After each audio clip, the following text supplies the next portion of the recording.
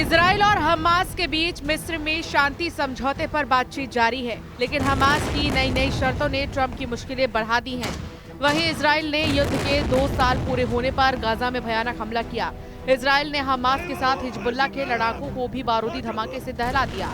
उधर PM Netanyahu ने यह दावा करके ट्रंप को अलर्ट किया है कि ईरान ने ऐसी मिसाइल बना ली है जिसकी रेंज में पूरा अमेरिका आने वाला है। 7 अक्टूबर 2023 को हमास ने इजराइल पर भयानक हमला कर 1200 लोगों को मार डाला था। 7 अक्टूबर 2025 नेतन्याहू की मुनादी, अब अमेरिका में फटेगी खामनेई की इंटरकॉन्टिनेंटल मिसाइल।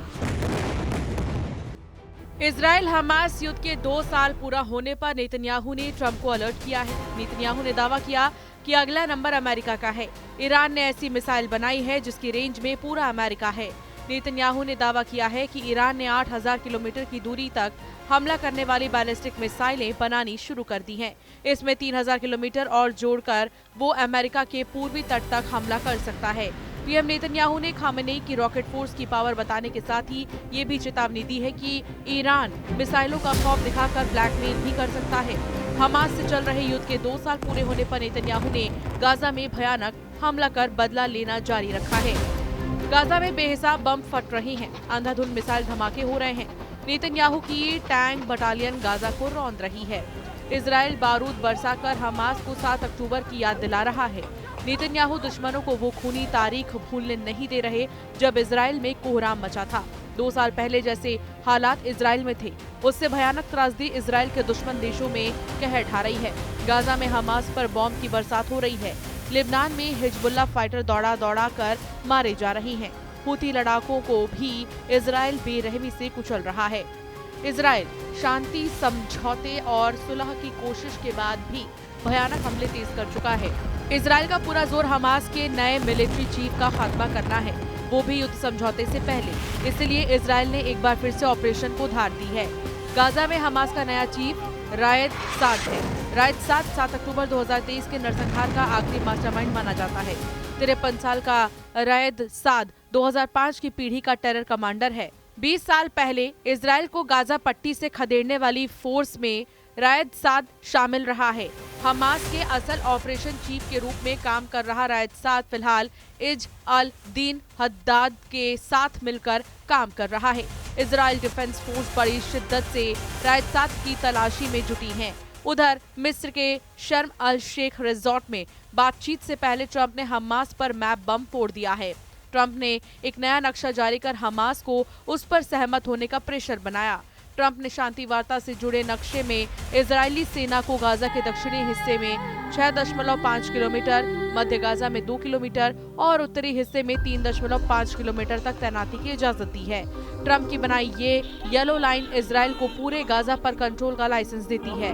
हमास ने पहले ही ट्रंप के इस ऑफर को ठुकरा दिया था, लेकिन एक बार फिर से ट्रंप ने वही नक्शा दिखाकर हमास को झुकने की धमकी दी, जिससे मिस्र में हो रही शांति वार्ता में घमासान के आसार बनाए गए हैं।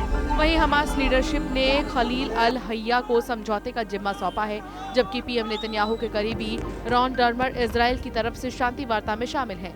युद्ध समझौते से पहले प्रेसिडेंट ट्रंप हमास पर दबाव की रणनीति बनाए हुए हैं।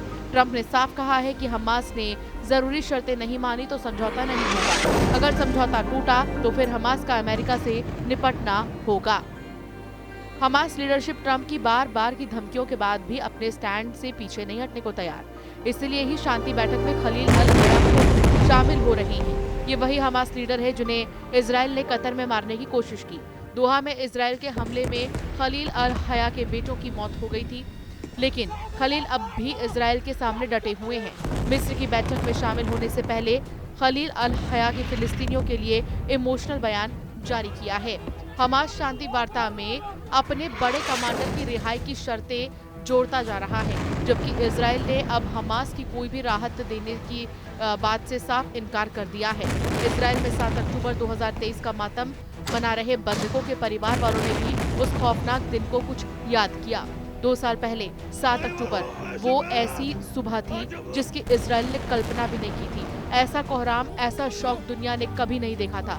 ऐसा नरसंहार जिससे इंसानियत थर्रा गई। ऐसी त्रासदी जिसने एक अंतहीन युद्ध कराया। ऐसा युद्ध जिसमें सब कुछ दांव पर लगा। ऐसा युद्ध जिसमें सिर्फ अल्प विराम लगता रहा है। ऐसा युद्ध जो 2 साल बाद 7 अक्टूबर को भी उतना ही बारूदी, उतना ही विनाशकारी, उतना ही व्यापक, जो युद्ध हमास के इजराइल पर हाहाकारी हमले से शुरू हुआ, जिसमें अगले ही दिन लेबनान के हिजबुल्लाह लड़ाके कूद पड़े। फिर कुछ ही दिन में युद्ध में यमन की हूती फाइटर इजराइल से टकराने लगे। जब सभी लड़ाका ग्रुप कमजोर पड़े तो ईरान खुलकर इजराइल पर हमले करने लगा। सीरिया के विद्रोही फाइटर्स ने भी इजराइल के खिलाफ युद्ध में हिस्सा लिया। इराक के शिया मिलिशिया भी इजराइल से दुश्मनी निभाने आए। पर्दे के पीछे रहकर तुर्की जैसे ताकतवर देश भी इजराइल पर निशाना साधते रहे। हालांकि इजराइल सब पर भारी पड़ा। इजराइल ने सबका एक जैसा हश्र किया।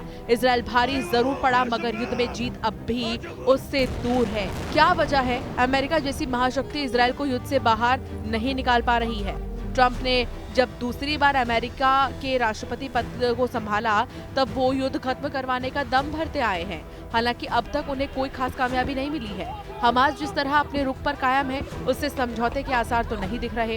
इसके अलावा शायद हमास की असली ताकत का अंदाजा ट्रंप को अभी नहीं है। मुमकिन है कि वो अपने खेमे में दिखने वाले खलीफा, जो सबसे बड़े हमास समर्थक हैं, उन्हें पहचान पाए, जिससे युद्ध की विभीषिका का अंत हो सके।